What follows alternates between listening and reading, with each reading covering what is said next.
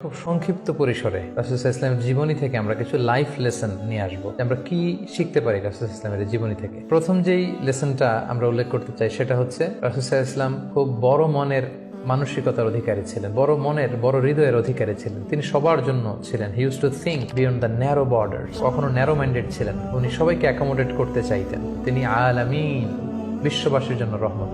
He is for all and his teaching is for all.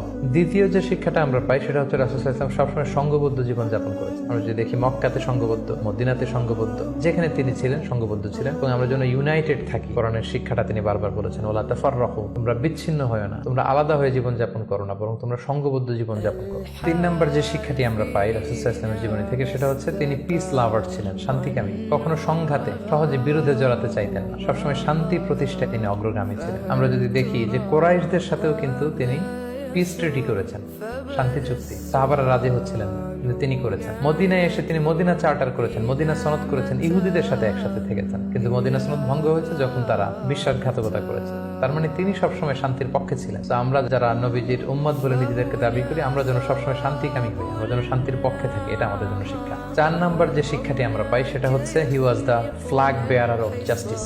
ন্যায় যেখানে, সত্য যেখানে, ইনসাফ যেখানে, জাস্টিস যেখানে, তিনি সেখানে। তার প্রমাণ আমরা দেখি 20 বছর বয়সে তিনি যখন যুবক, তখন তিনি হেলফুল ফজুল নামে যুব সংঘ করেছেন। উদ্দেশ্য কি ছিল?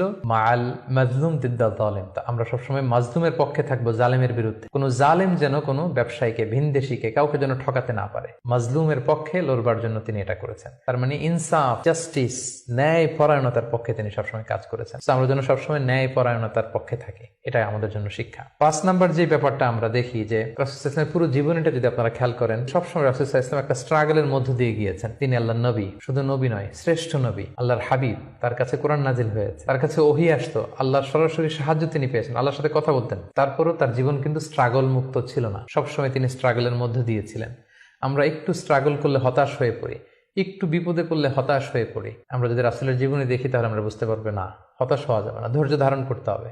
কারণ struggle is the part of our life. আমার নবী স্ট্রাগল করেছেন, তিনি সংগ্রাম করেছেন। সো সংগ্রাম আমাদের জীবনের অংশ।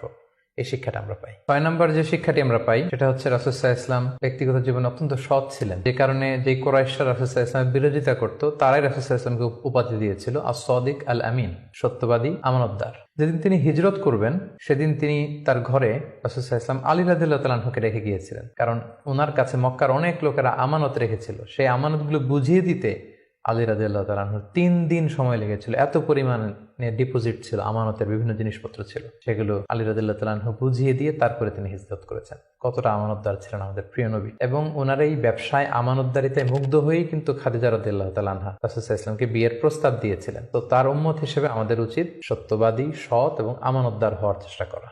7 নম্বর যে শিক্ষাটি আমরা রাসূল সাল্লাল্লাহু আলাইহি ওয়াসাল্লামের জীবনী থেকে পাই সেটা হচ্ছে রাসূল সাল্লাল্লাহু আলাইহি ওয়াসাল্লামের একটা ফ্রেন্ডলি ইন্টারাকশন ছিল তার ফলোয়ারদের সাথে, good interaction with the followers. আমাদের অনেক লিডারদের মধ্যে একটা বসি ভাব থাকে যে আমি সব জানি, আমার ফলোয়াররা কিছুই জানে না, আমার টিমের লোকেরা কিছুই জানে না। না, রাসূল সাল্লাল্লাহু আলাইহি ওয়াসাল্লাম এটা করতেন না। কারোর কাছ থেকে কোনো ভালো কনসালটেশন, কোনো পরামর্শ আসলে পলিসি মেকিং এ তাদের কথাও তিনি রাখতেন। সুবহানাল্লাহ, এটা একটা গুড লিডারের বৈশিষ্ট্য। 8 নম্বর যে শিক্ষাটা আমরা পাই সেটা হচ্ছে রাসূল সাল্লাল্লাহু আলাইহি ওয়াসাল্লাম হেভিলি ফোকাসড ছিলেন তার মিশনে। সেই যে মক্কায় তিনি তাওহীদের বাণী প্রচার করতে শুরু করেছেন, রিসালাতের বাণী প্রচার করতে শুরু করেছেন, আখিরাতের কথা মানুষকে প্রচার করতে শুরু করেছেন। তার যে দাওয়াতের ফোকাস, এই ফোকাস থেকে কোনো প্রলোভন, কোনো লোভ, কোনো স্ট্রাগল, কোনো বিপদ রাসূল সাল্লাল্লাহু আলাইহি ওয়াসাল্লামকে এক চুল পরিমাণ নাড়াতে পারেনি। আমরা যদি জীবনে সফল হতে চাই আমাদের ফোকাস ঠিক রাখতে হবে। ফোকাস থেকে আমরা নড়ে গেলে কিন্তু আমরা সফলতার দেখা পাবো না।